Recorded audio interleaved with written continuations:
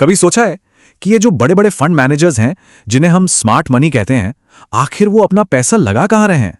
आज हम इसी की जासूसी करने वाले हैं। पता लगाएंगे कि इंडिया के टॉप म्यूचुअल फंड्स आजकल किन स्टॉक्स पर दांव लगा रहे हैं। तो चलिए शुरू करते हैं।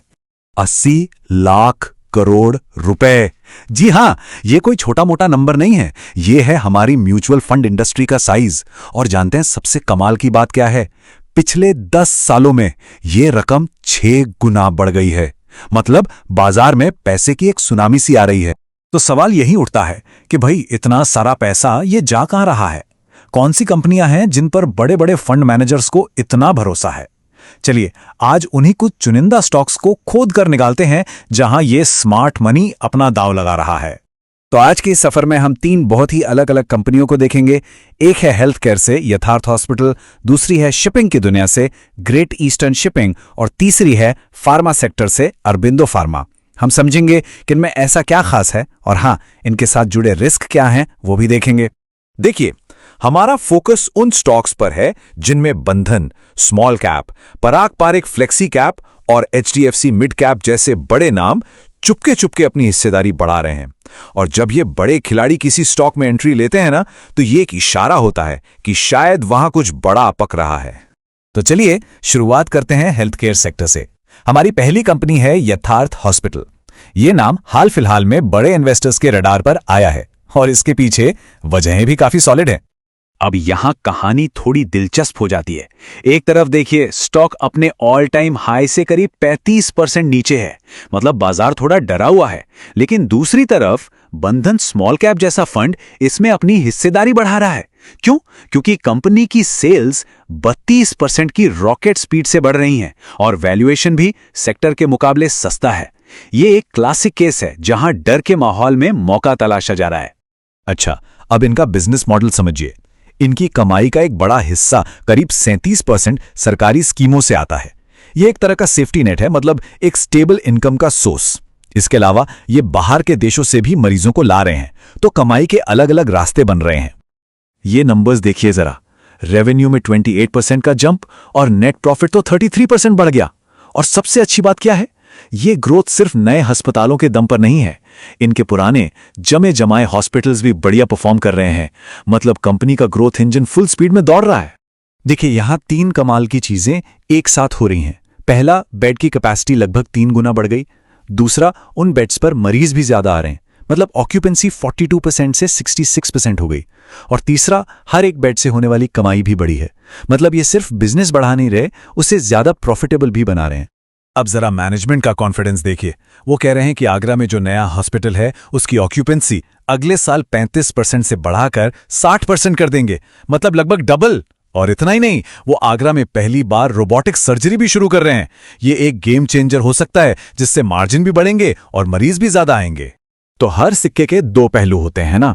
एक तरफ तो कंपनी के प्लान बहुत बड़े हैं, 30% revenue growth, bed capacity double करने का टारगेट। लेकिन दूसरी तरफ कुछ सवाल भी हैं, जैसे क्या इनका बिजनेस सिर्फ नोएडा और ग्रेटर नोएडा पर बहुत ज्यादा डिपेंडेंट है, और प्रमोटर्स ने अपनी हिस्सेदारी कम क्यों की? इन बातों पर जरूर नजर रखनी होगी। चलिए अब हॉस्पिटल से निकलकर समंदर की लहरों पर चलते हैं। हमारी अगली कंपनी है ग्रेट ईस्टर्न शिपिंग। ये इंडिया की सबसे बड़ी प्राइवेट शिपिंग कंपनी है, और हां, इसने भी एक बहुत बड़े और समझदार फंड का ध्यान अपनी तरफ खींचा है। यहां भी देखिए, कहानी कुछ वैसी ही है। स्टॉक अपने टॉप से करीब 30% नीचे है, लेकिन पराग पारिक जैसा बड़ा फंड हाउस इसमें एंट्री ले रहा है, और वजह साफ है। कंपनी का प्रॉफिट पिछले 3 साल से 47% की जबरदस्त रफ्तार से बढ़ा है, लेकिन इसका पीई रेशियो सिर्फ 8.9 है। मतलब एक हाई ग्रोथ कंपनी बहुत ही सस्ते वैल्यूएशन पर।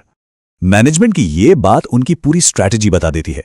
वो कह रहे हैं, जब बाजार गिरेगा, जब सब लोग बेच रहे होंगे, तब हम खरीदने के लिए तैयार हैं। और ये हिम्मत आती कहां से? उनकी बैलेंस शीट से, जहां कैश ज्यादा है और कर्ज कम। इसे ही कहते हैं नेगेटिव नेट डेट, मतलब तिजोरी भरी हुई है। ये सिर्फ बातें नहीं हैं, ये देखिए नंबर्स। FY24 में जहां करीब 3550 करोड़ का कर्ज था, वो अब घटकर सिर्फ 1250 करोड़ रह गया है। मतलब कर्ज का पहाड़ लगभग पिघल गया है। ये दिखाता है कि मैनेजमेंट कितना डिसिप्लिन्ड है। तो जी शिपिंग की कहानी एक मजबूत कर्ज मुक्त कंपनी की है जो मौके की तलाश में है। लेकिन एक बड़ा रिस्क भी है, इनके 80% जहाज स्पॉट मार्केट पर चलते हैं। मतलब माल ढुलाई का भाड़ा रोज ऊपर नीचे होता है, बिल्कुल हमारे शेयर मार्केट की तरह। तो अगर भाड़ा थोड़ा सा भी गिरा तो इनके प्रॉफिट पर बड़ा असर पड़ सकता है। चलिए अब शिपिंग से फार्मा सेक्टर की ओर चलते हैं। हमारी तीसरी और आखिरी कंपनी है अरबिंदो फार्मा। ये एक ग्लोबल फार्मा कंपनी है और इस पर HDFC मिड कैप फंड ने बड़ा भरोसा जताया है।